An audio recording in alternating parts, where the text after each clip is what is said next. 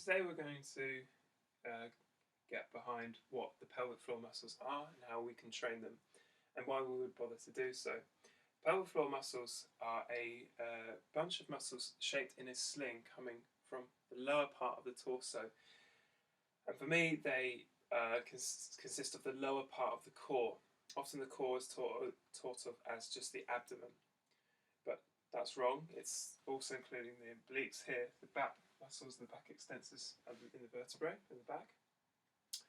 We have the lid of the diaphragm pressing down, but we also sometimes forget to employ the pelvic floor muscles at the bottom of the core. The pelvic floor muscles are very important for men and women. For women, particularly after childbirth, they can be quite weak and can lead to urinary incontinence. For men, the same is true with incontinence if they're weak. There's also some relations with erectile dysfunction if the muscles aren't trained properly, as well as the risk of prolapse for both men and women. So I want you to really keep in mind that this sling of muscles extends from right down from the pubic bone, from the coccyx up to the pubic bone here. So it's not just the muscles at the front or the back, it's the whole length of these muscles. Think of a hammock. So although it might seem a bit excessive to begin with, I'm going to give you three images to help you try and train these muscles. The reason I'm giving you so many is it can be very helpful to have one particular image over another. And men, especially in my experience, have real difficulty in locating these muscles. So the first image we could use, it may or may not be helpful for you, is I want you to imagine in front of you there is an ice bath by your feet.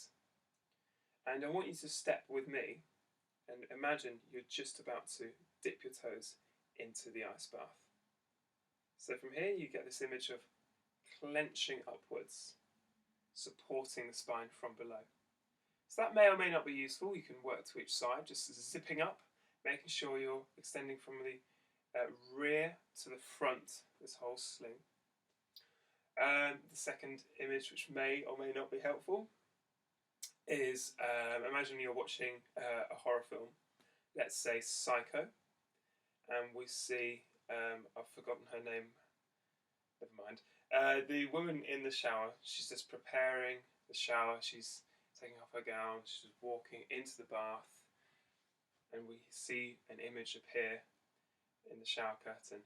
We know what's going to happen. We're going to zip up from below, prepare ourselves for the shock. Marion.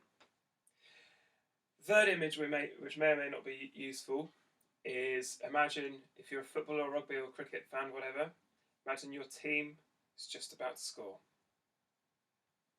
Zipping up, preparing, okay? So really imagine that this is drawing from below up to the belly button. So there's one major reason which no one talks about, one major reason you might want to train your pelvic floor muscles. And this is true for me, it may not be true for you, but if we train this lower part of the core, it may help us to switch off in the upper part of the core. So if we are tensing too much into our pecs, or we're stressing our shoulder blades inwards or outwards, but particularly we're hunching upwards with the shoulders, this may be maybe more easy for us to release from the top half of the torso if the bottom half is engaged. It seems to make sense that the shift in tension is engaged from below, allowing overactive shoulders to descend and allowing the shoulder blades to move downwards towards the back pockets and sink into the back. So as we do these next few exercises, you may feel that your shoulder blades are allowed to sink down into the body a little bit more.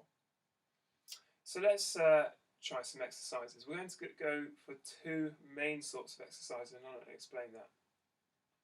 So we're going to use counts of 6, first of all, to train the pelvic floor. So I want you to have your feet hip distance apart, and imagine you've got skis on and you can't spread your toes out to any side. So no splaying in the feet here. Now I want you to make sure you've got your weight equally distributed in all 3 points of the foot. Allow your tailbone to descend ever so slightly to just widen the space in the small of the back. From here, using whatever image is helpful, we're going to draw in the pelvic floor with 6 counts. So if 0 is totally relaxed, we're going to start and come into maximum effort with the 6th beat, the 6th count. So let's continue that. Starting from 0.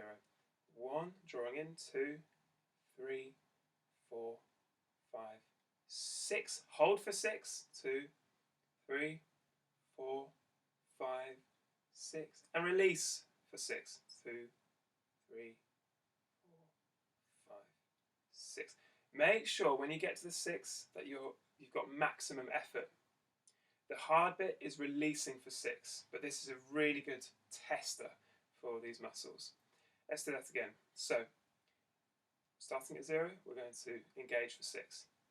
1, 2, 3, 4, 5, 6. Now hold for 6. 2, 3, 4, 5, 6. Release. 2, 3, 4, 5, 6. So while you're doing this, don't forget to breathe into your chest. Send the breath to the sides of the chest as well as into the back of the rib cage. So it's easy to clench up elsewhere in the body as we're working these very specific forms of muscles.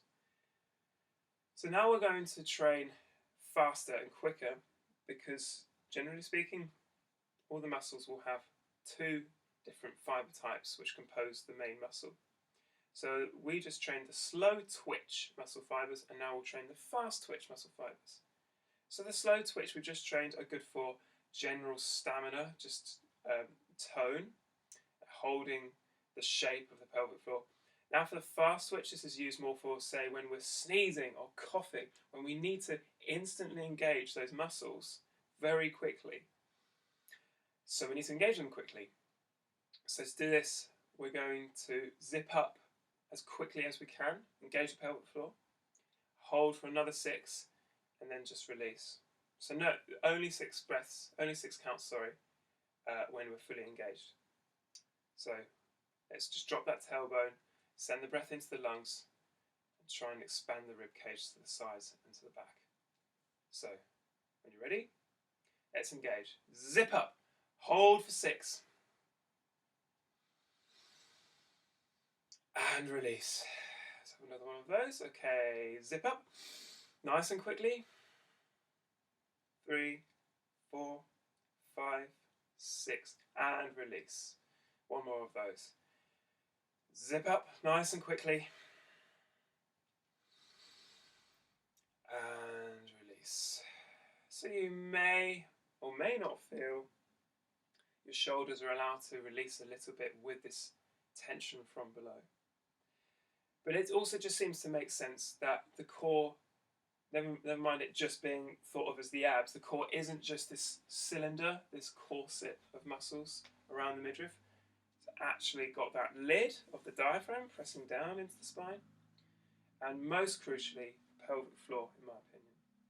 So the last thing about the pelvic floor for me is if we can train that lower part of the core, it helps to spread the engagement throughout the rest of the corset of that core. Okay, your comments and your feedback are very, very welcome, so please comment below. Thanks a lot.